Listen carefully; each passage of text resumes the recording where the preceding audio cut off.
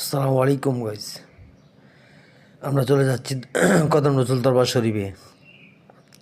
যেই দরবার শরীফটা ঐতিহ্যবাহী দরবার শরীফ। আর ওনাকে যিনি দেখছেন, উনি সে দরবারের খাদেম। উনি খুবই অমায়িক মানবিকতা কাজ করে। তো দেখেন, আমরা ইতিমধ্যে চলে যাচ্ছি দরবার শরীফের উদ্দেশ্যে। দেখেন, আজকে বাংলাদেশে বিভিন্ন জায়গায় বিভিন্ন দরবার শরীফের উপরে আক্রমণ হচ্ছে। সেই আক্রমণকারীরা কারা করছে? মুসলমান করে না, সেই নামদারি লেবাসদারি মুসলমান। তারা দাড়ি টুপি জুব্বা লাগায়া ইহুদিদের দালালি করে, সেই জামাত শিবিরের দলবল। একটা জিনিস বুঝে না তারা, কিরি বাংলার জমিনে আমাদের এই শাহজালাল রহমতুল্লাহ আলাই ইসলাম প্রচার করছে। তার যখন মাজার হয়েছে, মাজার শরীফ, তার অনুসারে 360 জন আউলিয়া কেরাম এই বাংলার জমিনে এসেছে। তো তাদের ওসিলা আমরা মুসলমান হইলাম, ইসলাম পাইলাম।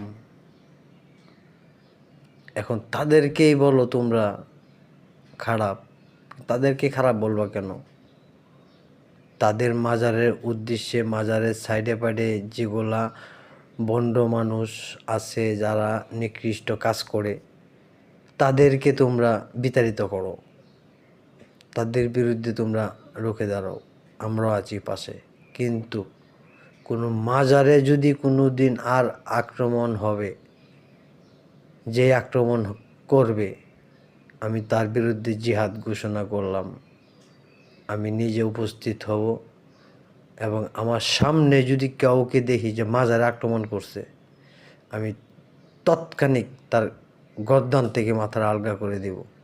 কারণ সেটা হলো আমাদের শাহজালালের শিক্ষা। কারণ ইসলামের জন্য, সঠিক ইসলামকে বাঁচানোর জন্য নিজের জীবন দিতেও প্রস্তুত আছি আমি। যদি ভিডিওটা ভালো লাগে, চ্যানেলটাকে সাবস্ক্রাইব করে দিন। আপনার মতামত কমেন্টে জানেন। আমাকে গালি দেন বা ভালোবাসেন, যাই করেন, আপনাদের মতামতটা কমেন্টে জানেন। ভিডিওটা ভালো লাগলে শেয়ার করে দিন, যেন জামাত শিবিরের দলের কাছে এই ভিডিওটা পৌঁছে যায়।